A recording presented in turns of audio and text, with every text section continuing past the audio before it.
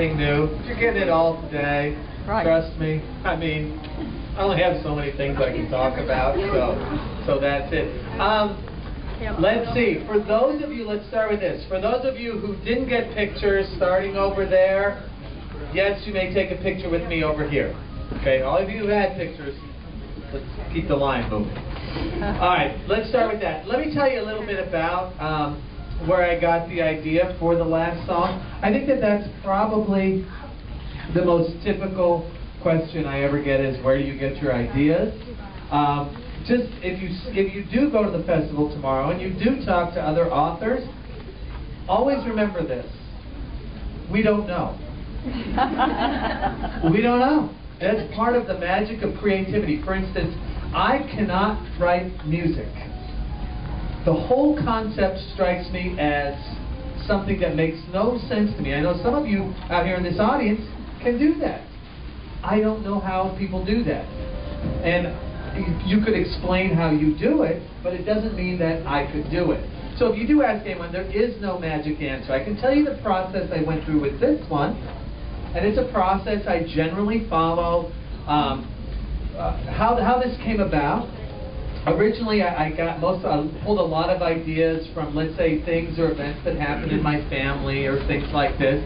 As time has worn on, and I've always strived to write very original stories for you. I try to make the novels as different from one another as they can possibly be. I think if you read, for instance, The Notebook, you would say that that is really nothing like The Lucky One, my book from last year. They're just very different. You know, there's a love story, it's still a small town, but other than that, they're very different stories in structure and in voice and everything like this. So keeping them different, I think, is a way to keep you interested in reading them, because you never feel like you've read the same thing twice. That's what I try to do.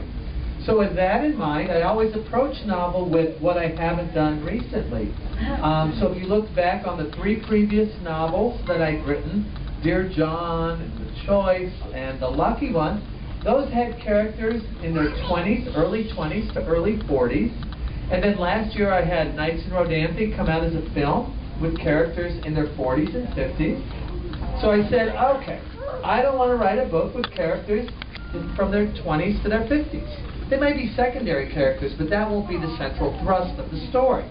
So then I said, that means you're either doing teenagers or you're doing older than that. And I was leaning toward doing a teenage story because I hadn't done one since A Walk to Remember a long time ago.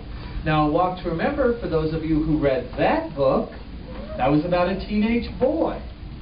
So I said, well, I know, I'll write about a teenage girl. And coincidentally, that was exactly the moment that Jennifer Gipgott from Offspring Entertainment called me. I was just sitting at my desk, and she said, hi, this is Jennifer Gipgott from Offspring Entertainment. You don't know me, but I'm Adam Shankman's sister. Adam Shankman had directed A Walk to Remember. She said he and I are also producing partners. Disney has a 2-movie deal with Miley Cyrus. She's doing Hannah Montana for one of the movies. She wants to do something different for the second movie. She really loved A Walk to Remember. And we were wondering if you had anything laying around. I said, no. But it's really funny you should mention that, because I've been thinking about doing a story about a teenage girl. Now, I spent that was in early June, I suppose. I think I talked to him again in late June, but I still didn't have the story. And then, I guess it was probably the 3rd or 4th week of July that I finally had the story. Now, knowing that Miley Cyrus might be in it, did that influence me at all? No, it really didn't. Because whether or not the movie got made, and that's a whole different question, you can never trust that it will happen. You can hope, but there's never a guarantee. I said, I have to write a novel. So as I'm thinking about this story, it was all about the novel, making the best story that I could. So when I finally had what I thought was a good outline for the story, I flew out to Los Angeles. I met with the folks at Disney and told them, I said, well, this is the novel I'm going to write. And then I talked to the Cyrus family. I said, well, this is the novel that I'm going to write. And they said, okay, we'll buy it. Oh, look, I thought that was pretty cool. I mean, I had nothing written down. I'm like, yeah, I got an idea. Pretty good. That would be expensive. Like, okay. It was actually pretty fun, you know. I kind of like that. Anyway, so then they just asked would I mind writing the screenplay first. And I really didn't care. Write the screenplay first, write the novel first. It didn't matter to me because the story comes first. Then you just have to put it on paper, and they're just different structures. Screenplay, novel. Once you know how to write a screenplay, they're not hard. You know, I mean, it's just writing, and that's what I do, and I've done it for a long time. So I wrote the screenplay. I was really the only one who could write the screenplay because the only one that knew all the ins and outs of the story that I didn't tell them. And, of course, see, you always have to hold something back. And then I wrote the novel. Finished this novel up July 6th. Can you believe that? It's a lot. Yeah, 2 months ago, July. I was a little bit behind on my deadline, but I think you'll really like the novel. I know one of the questions you're going to ask is, well, is the movie just like the novel since you wrote it? No, of course not. Because this is just the nature of Hollywood. This is just the nature of Hollywood. If you write a screenplay, whether you're me or anybody else, you have one goal. One. And that is it. You're supposed to write a screenplay that the studio then says, yes, we'll make that movie. That's all you're trying to do. So that's what I did. But then after that, it goes to the director and it goes to the studio and they start making changes. And that's what they do in Hollywood. Now, have they made changes? Yes, because that's what they do. Have I seen the final product? No. Sure, it's good. Most of the movies made from my books tend to be pretty good.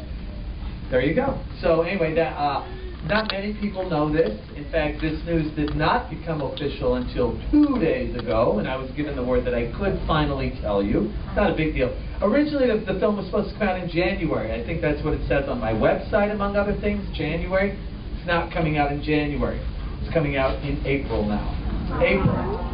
And that's, well, a few reasons for that. They love the book. The book's doing great. They want to get more readers out there for the book. The Hannah Montana movie that came out last year did really well in April. They want to try that again. You know, there's a bunch of studio reasons. So it's coming out in April. The next film next year, the first one then that you could see based on one of my books is Dear John. Dear John.